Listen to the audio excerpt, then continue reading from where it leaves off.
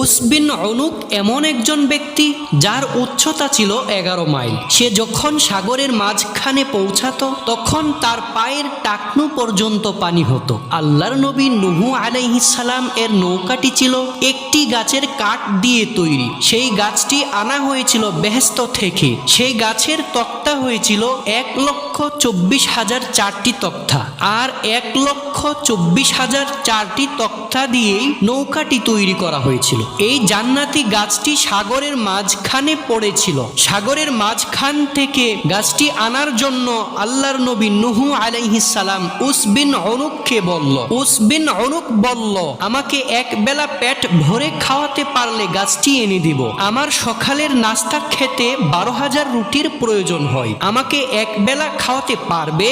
তখন নূহ আলাইহিস সালাম বলল, ইনশাআল্লাহ পারবো। গাছটি এনে দিলে নূহ আলাইহিস সালাম পেট ভরে খাওয়ার জন্য মাত্র 3টি রুটি দিলেন। তখন উস বিন উনুক বলল, রে নূহ, কি দিলা? কোথায় 12,000 রুটি আর কোথায় 3টি রুটি? এগুলো তো দেওয়ার আগেই খেয়ে ফেলেছি। তখন নূহ আলাইহিস সালাম বলল, বিসমিল্লাহ পড়ে খাওয়া শুরু করো। উস বিন উনুক বিসমিল্লাহ পড়ে খাওয়া শুরু করলো। একটি আর অর্ধেকটি খাওয়ার পর বলল, আমার পেট ভরে গেছে। উস বিন উনুক বলল, আমি যদি আর 1.5টিও খাই তাহলে আমার পেট ফেটে যাবে। সুবহানাল্লাহ।